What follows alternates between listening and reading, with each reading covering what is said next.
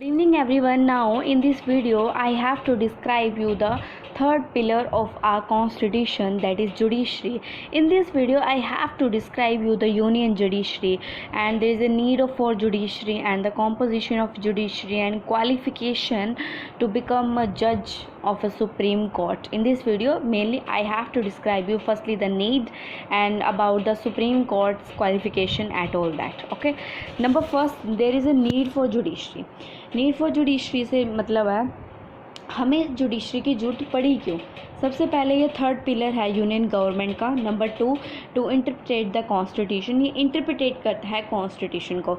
जैसे क्या होता है, कहीं भी पंजाब और हरियाणा का कोई डिस्प्यूट चल पड़ा, कोई वाटर को लेकर, किसी ज़मीन को लेकर, किसी एरिया पे जाने को लेकर, तो फिर वो कोई स्टेट्स पंजाब बोलती है नहीं यहाँ पर मेरा यहाँ पे राइट बनता है, वो हरियाणा बोलता है नहीं मेरा राइट बनता है, तो फिर वो केस जाता है सुप्रीम कोर्ट के पास। सुप्रीम कोर्ट क्या करती है, अपने अकॉर्डिंग जहाँ पे उसको लग रहा है सही डिसीजन देने के लिए, तो वहाँ पर वो उसको पूरी तरह से इंटरप्रिटेट करेगी कि नहीं ये चीज़ आपके अकॉर्डिंग नहीं होएगी। तो फिर वो क्या कहते हैं, यहाँ पर जो सबसे ज़्यादा मेन पावर जो है वो सुप्रीम कोर्ट की है। वो इंटरप्रिटेट करेगा कॉन्स्टिट्यूशन को बड़े ही प्रिसाइज मैनर के अंदर, क्योंकि हमारे यहाँ इंडिया की ये पूरी जुडिशरी क्या है, इंटीग्रेट करती है। वो इंटीग्रेट कैसे करती है, वो सुप्रीम पहले होता है, वो भी अभी मैं आपको बताऊंगा। पहले बात है कि यहाँ पे सुप्रीमेसी ऑफ द कॉन्स्टिट्यूशन, कोई लीडर, कोई एमपी, कोई स्टेट कुछ बड़ा नहीं है, सिर्फ यहाँ पे जहाँ पे कॉन्स्टिट्यूशन बड़ा है, कॉन्स्टिट्यूशन का जो डिसीजन आएगा वही यहाँ पर चलेगा। ठीक है, उसके बाद आता है to protect the fundamental rights. जैसे एक होता है इशू द रिट्स, ये हमारे कॉन्स्टिट्यूशन के अंदर प्रिस्क्राइब है। इसका मतलब रिट्स क्या होती है, एक पेपर होता है, एक ऑर्डर होता है। ये क्या होता है, जब किसी भी पर्सन के फंडामेंटल राइट्स इन्फ्रिंज होते हैं, तो फिर वो क्या करता है, जैसे राइट टू रिलीजन किसी का इन्फ्रिंज हो रहा है, कोई उसके अगेंस्ट जा रहा है, तो फिर वो क्या करेंगे, वो सुप्रीम कोर्ट के अंदर रिट पिटिशन फाइल करेंगे, जिसके अंदर वो सुप्रीम कोर्ट आगे की प्रोसीडिंग को कंटिन्यू करते हैं। Number 4, to maintain the supremacy of the constitution. ये मैंने पहले ही एक्सप्लेन कर दिया कि यहाँ पर सबसे बड़ी सुप्रीमेसी किसकी है, कॉन्स्टिट्यूशन की। Number 5, single unified and integrated judicial system in India. Integrated judicial कैसे है, सबसे पहले अगर कोई भी सिविल केस है, कुछ भी केस है, वो पहले हमारी नॉर्मल कोर्ट्स में, ऑर्डिनरी कोर्ट्स के अंदर जाते हैं। सिविल कोर्ट्स जो अलग से बनी हुई है, अगर सिविल कोर्ट का डिसीजन अच्छा नहीं लगता तो हम डिस्ट्रिक्ट में जाते हैं, डिस्ट्रिक्ट का अच्छा नहीं लगा तो आगे हम हाई कोर्ट में जाएंगे, हाई कोर्ट का अच्छा नहीं लगा तो लास्ट में जाके हम सुप्रीम कोर्ट के ऊपर आते हैं। तभी उसने कहा एक सिंगल यूनिफाइड और इंटीग्रेटेड जुडिशियल, इंटीग्रेटेड मतलब कनेक्टेड है वो एक दूसरे से, कि एक केस गया, किसी को डिसीजन अच्छा लगा, फिर वो दूसरे में जाता है, तो वो इस तरह से इंटरकनेक्टेड है। और जो हाई कोर्ट होता है, हर स्टेट का अपना हाई कोर्ट होता है, पर कहीं जगह पे 2 स्टेट्स का एक भी हाई कोर्ट होता है, जैसे कि पंजाब एंड हरियाणा का चंडीगढ़। उसके बाद आता है point composition of supreme court. Supreme court बनती किन से है, जजेस से बनती है। अभी के टाइम पे देयर आर करंटली 31 जजेस including the 1 chief justice of India. Currently chief justice of India Sharad Arvind Bobde against a maximum possible strength. अगर हम मैक्सिमम पॉसिबल स्ट्रेंथ जजेस की 34 हो सकती है, ठीक है। उसके बाद एवरी जज इज़ अपॉइंटेड। यहाँ पे जो सुप्रीम कोर्ट के जज हैं, ये प्री को क्वेश्चन है, सुप्रीम कोर्ट के जो जजेस हैं वो प्रेसिडेंट के द्वारा अपॉइंट किए जाते हैं इन कंसल्शन। कंसल्ट किससे लेते हैं जो president, union council of minister या चीफ जस्टिस ऑफ इंडिया से, या फिर कुछ और जजेस से जो सुप्रीम कोर्ट और हाई कोर्ट के होंगे। इनमें और लगा हुआ है, ये मत समझना कि सुप्रीम कोर्ट का जज ही अपॉइंट करना है तो सुप्रीम कोर्ट का जज ही अपनी डिसीजन देगा, ऐसा नहीं होता। ये होता है उसके कॉम्पोजिशन। फिर आता है क्वालिफिकेशन। नंबर फर्स्ट, ये तो सभी के अंदर एसेंशियल है, must be a citizen of India, ठीक है। Number 2, must have been a जज of high court for 5 year. कम से कम वो जज 5 साल तक हाई कोर्ट का जज रहा होना चाहिए, सुप्रीम कोर्ट का जज बने होने के लिए। Number 3, advocate for high court of, अगर वो 5 साल जज नहीं रहा तो वो 10 साल हाई कोर्ट के अंदर उसने एज ए एडवोकेट मतलब प्रैक्टिस की होनी चाहिए। या फिर अगर वो भी नहीं है, डिस्टिंग्विश जूरिस्ट होना चाहिए इन आई ऑफ द प्रेसिडेंट, जिसके पास लॉ की बहुत अच्छी नॉलेज है लेकिन उसके पास प्रैक्टिस नहीं होती, उसको कहते हैं डिस्टिंग्विश जूरिस्ट। वो भी आ सकते हैं अगर प्रेसिडेंट अपॉइंट करने लगे तो।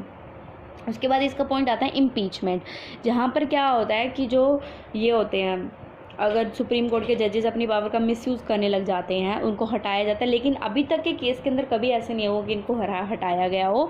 1993 में हुआ था, बट एट लास्ट वो नहीं हटा पाए थे।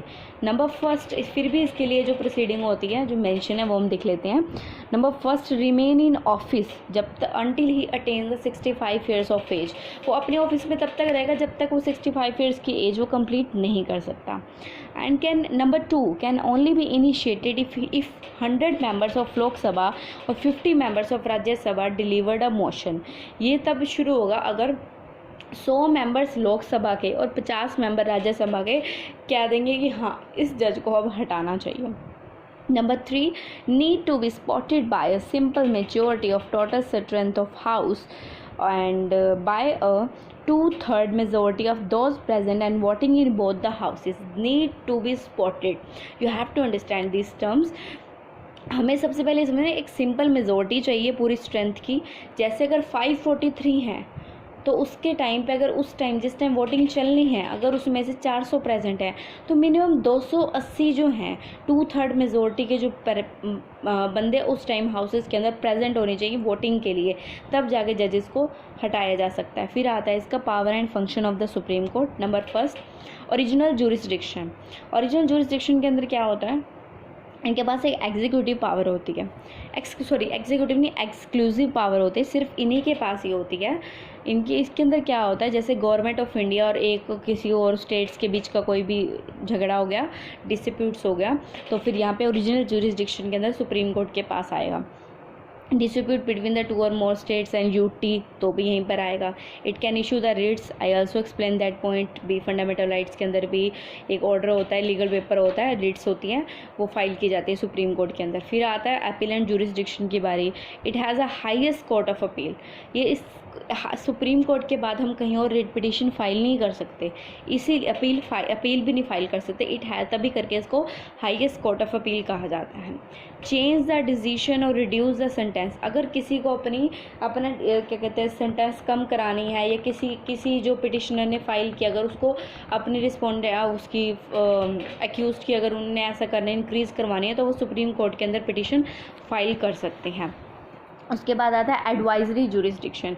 सुप्रीम कोर्ट के जजेस क्या होते हैं, अगर प्रेसिडेंट को लग रहा है कि उसको किसी भी मैटर के लिए जजेस की वो चाहिए, ओपिनियन चाहिए, तो वो प्रेसिडेंट को दे सकते हैं। लेकिन प्रेसिडेंट इनके लिए बाउंड नहीं होगा, प्रेसिडेंट के ऊपर डिपेंड करता है कि उन्होंने उनकी ज्यूरिसडिक्शन को, उनकी ओपिनियन को मानना है या नहीं मानना। तो सुप्रीम कोर्ट के पास एडवाइजरी ज्यूरिसडिक्शन है, लेकिन हाई कोर्ट के पास नहीं है।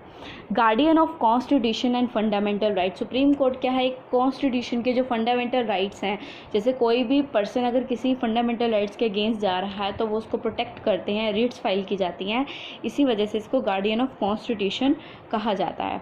फिर आता है power of the judicial review. इसके पास पूरी तरह से पावर है जुडिशियल रिव्यू की। जैसे क्या होता है, ये अगर कभी ऐसा केस आ जाए इसको अपने ही डिसीजन को रिव्यू करना पड़े तो ये वो भी करना पड़ेगा, इसको वो कर सकता है। ये supreme court is a court of appeal. Supreme court एक कोर्ट ऑफ अपील है। जैसे सुप्रीम कोर्ट के अंदर जैसे कोई जजमेंट पास आउट कर दे, डॉक्ट्राइन द प्रेसिडेंट, जैसे जो सुप्रीम कोर्ट के अंदर जो सुप्रीम कोर्ट ने एक के अंदर डिसीजन दिया वो अगले के अंदर माना जाएगा, सबऑर्डिनेट्स कोर्ट के अंदर भी माना जाता है। इसलिए जो वो डिसीजन होता है सुप्रीम कोर्ट का हर केस का, वो ऑटोमेटिकली कोर्ट ऑफ रिकॉर्ड कर लिया जाता है कोर्ट के अंदर, और वो एप्लीकेबल करना पड़ता है सबऑर्डिनेट्स कोर्ट को, इसलिए सुप्रीम कोर्ट को कोर्ट ऑफ रिकॉर्ड कहा जाता है। फिर पॉइंट आता है independence and impartiality of judiciary. इसके अंदर क्या है, जुडिशरी जो है उसको पूरी तरह से इम्पार्शियल है, उसको अपनी जजमेंट बेशक किसी के भी अगेंस्ट, गवर्नमेंट ऑफ इंडिया के अगेंस्ट भी वो जाके दे सकती है।